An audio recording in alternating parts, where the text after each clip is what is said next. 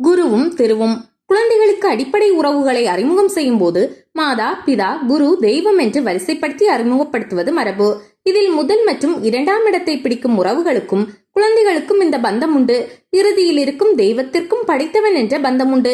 ஆனால் எந்தவித பந்தமும் இல்லாமல் சம்பந்தப்பட்டு குழந்தையை இறைவனிடம் சம்பந்தப்படுத்துவதுதான் குருவின் கருணை. கு என்றால் இருள், ரு என்றால் நீக்குபவர். இருளை நீக்கி அருளை பெற ஆற்றுப்படுத்துபவர் தான் குருநாதர். தாயின் இடத்தை தகுந்த தந்தையால் நிறைவு செய்ய முடியும். தாய் மற்றும் தந்தையாகிய இருவரின் இடத்தையும் சரியான குருநாதரால் சமன் செய்ய முடியும். குருவை பற்றி கொண்டால் போதும், கட்டாயமாக திருவருள் கிடைத்தே தீரும். 63 நாயன்மார்களில் அப்போதியடிகளார் என்பவர் சிவபெருமானை வழிபடவில்லை. சிவபெருமானை வழிபட்ட திருநாவுக்கரசரை தான் வழிபட்டார். அவரை பொறுத்தவரை நமச்சிவாய என்பதை விட நாவுக்கரசு என்பது அவருக்கு பஞ்சாட்சரம். ஆழ்வார்களில் மதுரகவி ஆழ்வார் பெருமாளை துதிக்கவில்லை. ஆழ்வார் தான் அவருக்கு நம்பெருமாள். இறைவனை நேரடியாக வழிபடுவதை விட குருவின் வழியாக வழிபடுவதுதான் கூடுதல் சிறப்பு மற்றும் அது எளிய வழியும் கூட.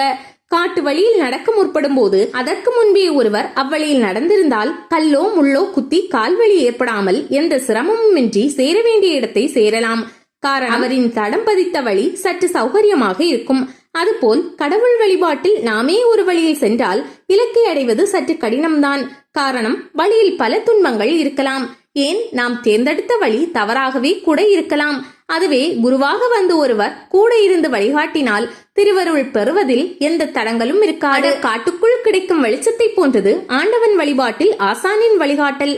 அவர் காட்டும் அறியாமை இரட்டை போக்க வல்லது. அதனால் குருவை சரியாக கண்டு கொண்டால் திருவருள் பெறுவது எளிது. இன்று பல குருமார்கள் தோன்றிவிட்டார்கள்.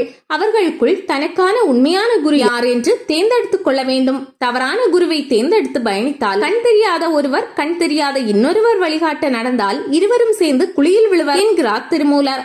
இப்படி சொன்ன திருமூலர் நல்ல குருவை காண்பதும் அவர் பெயரை உச்சரிப்பதும் அவரின் வாயிலிருந்து வரும் சொற்களை கேட்பதும் சொல்வதும் குருநாதரை பற்றி சிந்திப்பதும் சிறந்தது என்கிறார்.